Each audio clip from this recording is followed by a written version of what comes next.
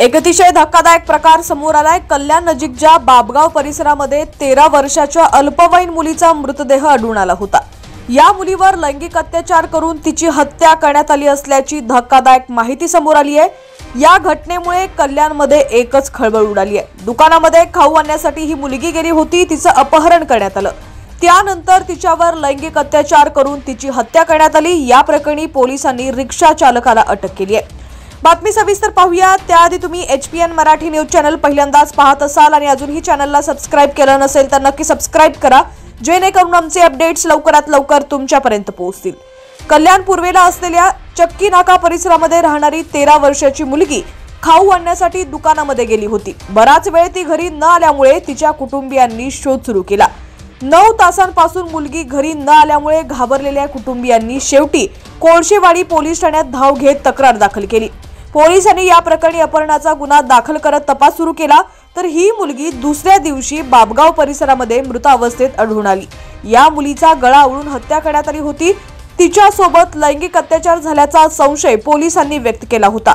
मुलीचा मृतदेह शवविच्छेदनासाठी रुग्णालयात पाठवण्यात आला होता। शवविच्छेदन अहवालानुसार मुलीवर लैंगिक अत्याचार करून हत्या केली असल्याचं उघड झालंय। या हत्येप्रकरणी 2 आरोपींची नावं समोर आलेली आहेत।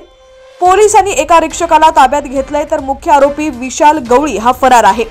विशाल गवळी विरोधात आधीच विनयभंगाचे 5 गुन्हे दाखल आहेत। विशालने या मुलीवर लैंगिक अत्याचार करून तिची हत्या केली आणि तिचा मृतदेह बाबगाव परिसरामध्ये फेकून दिल्याचा पोलिसांना संशय आहे।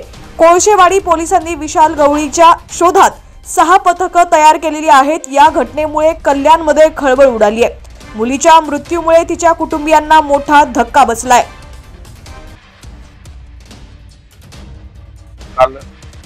कल्याण पूर्वमध्ये कोळशेवाडी पोलिसांच्या हत्येची घटना आहे। काल संध्याकाळी एक अल्पवयीन मुलगी ज्यामध्ये मिसिंग झालेली होती, त्या पद्धतीने पोलीस स्टेशनला किडनॅपिंगचा गुन्हा काल रात्री दाखल झाला होता।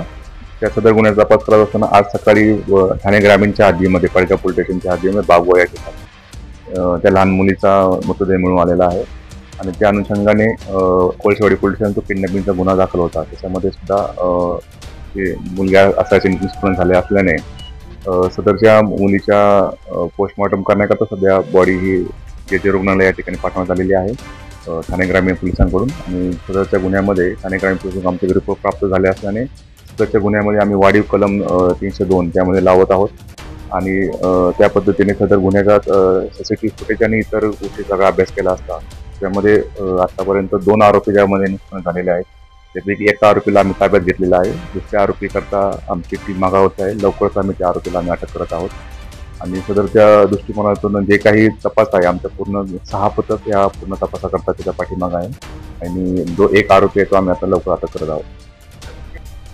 त्या पद्धतीने PM रिपोर्ट्स आपल्याकडे प्राप्त झाले त्याबद्दलचं अपडेट आपल्याला मिळू शकेल। सध्या जेजे रुग्णालय मुंबई या ठिकाणी सदर मुलीच्या वरती सध्या PM सुरू आहे। PM रिपोर्ट प्राप्त झाल्यानंतर आपण त्याबद्दलचं त्यावरती कोणता लैंगिक अत्याचार झाला आहे का त्याबद्दलचं आपल्याला लक्षात येईल।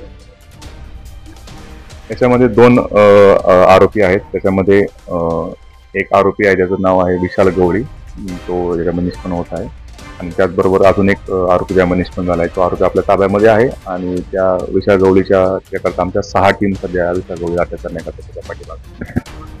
त्या पद्धतीने त्या पोलीस स्टेशनला कोळशेवाडी पोलीस स्टेशन त्याच्यावरती गुन्हे दाखल असण्याची माहिती आहे। त्या पद्धतीचे तर रेकॉर्ड सुद्धा आमच्याकडे प्राप्त आहे आणि त्या लवकरच आम्ही त्या आरोपीला अटक करत आहोत। आमच्या 6 टीम सध्या क्राईम ब्रँच त्याबरोबर मागावरती आहेत।